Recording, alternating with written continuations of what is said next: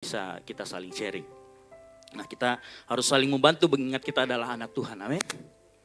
Nah, kita juga berdoa buat perkembangan jemaat Tuhan di tempat ini dan di Pakato. Nah, kita terus bawa dalam doa, makanya saya menghimbau terus kepada jemaat Tuhan di tempat ini. Mari kita berdoa. Karena doa ini tiang penopang buat kelangsungan jemaat kita di tempat ini. Amin.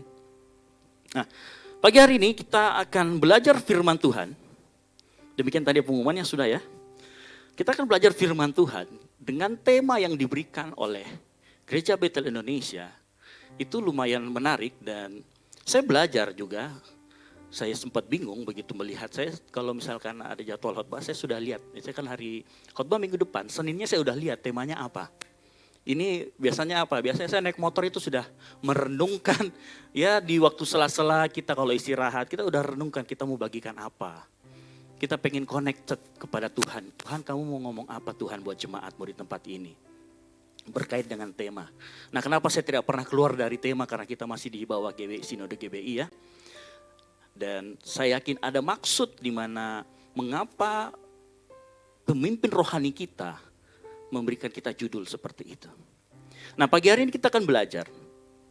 Tema yang diberikan adalah gereja yang misionaris. Wah, kalau udah misionaris ini mungkin pikiran kita sudah melayang-layang. Melayang-layang kemana? Ke tempat terpencil, betul? Mulai penginjilan, betul? Pergi ke tempat-tempat orang yang membutuhkan. Nah, pagi hari ini saya kemarin belajar, Tuhan bukakan sesuatu yang berbeda. Tuhan bukakan sesuatu yang wow, amazing gitu ya kalau bahasa kerennya sekarang. Mari kita buka dulu Amanat Agung. Matius 28 ayat 19 sebagai dasar pemikiran kita. Matius 28.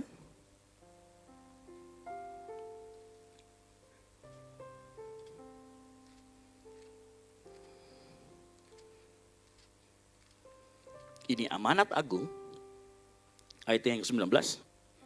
Saya jemput jemaat Tuhan bangkit berdiri. Karena ini adalah Amanat Agung, kita akan baca bersama-sama. Ayat 19 dan 20. Yang sudah ketemu katakan amin. Yang sudah ketemu katakan amin. Oke. Hitungan ketiga kita baca bersama-sama. Matius 28, ayat yang ke-19 dan ke-20. 3, 2, 1. Karena itu, pergilah, jadikanlah semua bangsa muridku, dan baptislah mereka dalam nama Bapa dan Anak dan Roh Kudus. Dan ajarlah mereka melakukan segala sesuatu yang telah kuperintahkan kepadamu. Dan ketahuilah, aku menyertai kamu senantiasa sampai kepada akhir zaman. Amin. Silakan duduk Bapak Ibu Saudara sekalian. Nah, kalau kita baca ayat ini, kita akan berpikir dengan tema-tema penginjilan di mana orang menginjil ke tempat-tempat terpencil, entah mungkin ke daerah-daerah remote, yang mungkin bawa bantuan, kemudian memperkenalkan nama Yesus. Tapi ternyata ada sebuah rahasia besar di balik Amanat Agung ini. Nah, kalau kita baca, karena itu pergilah, jadikanlah semua bangsa muridku. Ingat, yang Tuhan tuntut adalah menjadikan semua bangsa muridnya. Bukan hanya sekedar beragama Kristen. Ya, satu hal. Yang kedua, dan ajarlah mereka melakukan segala sesuatu yang telah kuperintahkan kepadamu. Nanti kita akan lihat sama-sama, tapi sebelum itu kita lihat bahwa harus ada materai, betul. Materainya adalah dibaptis dalam nama Bapa, Anak, dan Roh Kudus. Kalau kita membaca ini maka teologia Trinitas sudah muncul. Kita harus paham apa itu teologi Trinitas. Karena itu memang dasar iman kita. Makanya kalau kita mau menjadi misionaris atau kita menjadi gereja yang misionaris tapi kita tidak mengerti apa itu Trinitas, mari kita belajar lagi. Ya, karena itu dasar kekristenan, itu iman kita. Ya, iman Tritunggal itu iman kita harus belajar. Tapi saat ini saya nggak akan bahas itu. Ya. Amanat Agung adalah sebuah perintah dari Bapa yang disampaikan oleh Tuhan Yesus sebagai Bapa itu sendiri di dalam dunia. Ini merupakan tugas dan amanat yang bagi kita setiap orang Kristen harus lakukan, betul? Tapi apakah kenyataannya sekarang semuanya pergi menginjil? Tidak. Saya tidak akan bicara tentang penginjilan kontekstual. di mana setiap kita adalah penginjil. Di tempat kerja kita harus menunjukkan menjadi surat yang terbuka, kita melakukan ya betul, itu sangat betul. Tapi ada hal lain yang Tuhan bukakan. Ya. Sebuah perintah, begini ya, sebuah perintah itu adalah sebuah kerinduan dari yang memberi perintah, betul? Kalau Bapa berikan kita perintah untuk memberitakan dan menjadikan semua bangsa muridnya, itu berarti adalah kerinduan Bapa sendiri. Betul? Jadi jangan kita melihat karena dibilang amanat agung, kita lihat oh itu berarti tugas kita, itu menjadikan beban. Salah. Lihatlah amanat agung itu sebagai sebuah kerinduan Tuhan, di mana semua orang di dunia ini menjadi murid Tuhan. Ya. Mari kita naikkan level kita dari melihat sesuatu yang adalah tugas menjadi sebuah kerinduan kita. Karena ini adalah kerinduan Bapa sendiri. Ini artinya gereja Tuhan harus atau defaultnya adalah atau harusnya gereja Tuhan adalah gereja yang otomatis harusnya misioner. Gereja yang mengajarkan apa yang diajarkan oleh Tuhan Yesus. Gereja yang harus melihat jiwa-jiwa itu bisa diselamatkan, betul? Nah pagi hari ini kita lihat pertanyaan pertama yang muncul. Dasarnya adalah kenapa sih Tuhan Yesus datang ke dunia ini? Apa sih yang menyebabkan Tuhan datang ke dunia ini? Ada banyak ayat. Ada yang ngomong untuk menyelamatkan orang, Tuhan datang untuk menyelamatkan orang yang berdosa. Ada yang ngomong memberitakan kabar baik. Nah, dari kesemuanya itu, kesimpulannya ada di Yohanes 3 ayat 16, betul? Yohanes 3 ayat 16 berkata apa? Karena begitu besar kasih Allah. Sehingga dia pengen orang untuk selamat, seluruh dunia untuk selamat. Nah, karena dasar ini, kerinduan ini, maka muncullah yang namanya amanat agung. Maka lihat amanat agung ini sebagai bentuk kasih atau bentuk di mana Allah punya kerinduan semua orang selamat. Nah, ini harus kita pahami dulu supaya kita bisa mengerti bahwa apa yang menjadi kerinduan Tuhan harus menjadi kerinduan kita juga. Maka otomatis hidup kita menjadi orang atau gereja yang misioner. Gereja dalam hal ini saya nggak bicara dalam bentuk gedung. Setiap kita, setiap individu di ruangan ini adalah gereja yang benar. Yang percaya katakan amin.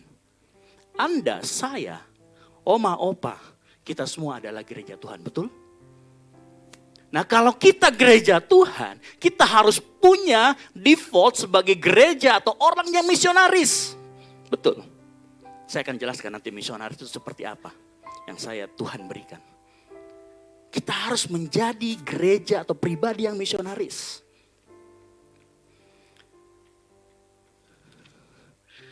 Nah perintahnya atau amanatnya jelas. Nah kita akan coba bedah. Bahwa di Matius 28 ayat 19. Pertama perhatikan. Ya. Pergilah. Jadikanlah semua bangsa murid. Yang Tuhan inginkan yang pertama semua orang menjadi murid. Kemudian dibaptis, kemudian diajar. Nah ada hal yang menarik. Bahwa Yesus sebagai guru kemudian mengajarkan kepada muridnya. Kemudian muridnya disuruh. Nah saudara kalau lihat Matius 28 ayat 19 sampai 20. Di situ ada disebutkan kata jadikanlah semua bangsa murid dan ajarkanlah. Perhatikan.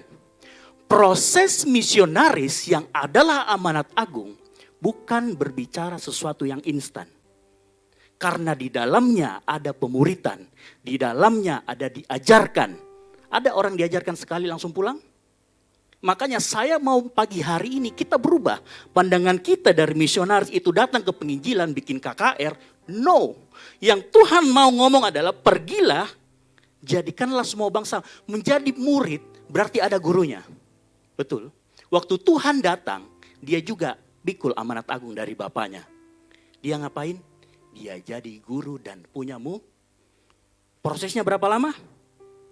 3,5 tahun. Berarti yang disebut dengan misionaris bukan hanya sekedar, ingat, bukan hanya sekedar kita datang ke daerah terpencil, bikin KKR pulang, betul?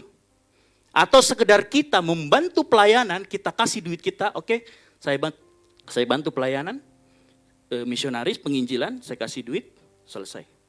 No, yang disebut dengan gereja yang misionaris adalah gereja yang ada pemuritan. Pemuritan dan pengajaran itu sifatnya proses, bukan instan. Jadi penginjilan itu sebenarnya sifatnya adalah proses, ada makan waktu, bukan sesuatu yang instan. Nah ini yang kita gagal paham, salah fokus seringkali berbicara dengan penginjilan. Bagi saya kalau kita buka penginjilan, ya memang kita buka pos penginjilan, di sana harus ada pengajaran. Di sana harus ada pemuritan, betul? Kalau kita hanya buka penginjilan, labelnya penginjilan, tapi hanya bagi-bagi sembako, buka KKR, itu namanya bukan penginjilan. Itu namanya bikin konser ya. Jarum Super lebih hebat kalau bikin konser. Seluruh ini bisa, ya kan, ngundang lagi artis-artis. Itu yang mau kita gereja lakukan adalah dalam konteks misionaris, menjadikan murid, ada pengajaran di sana. Ya.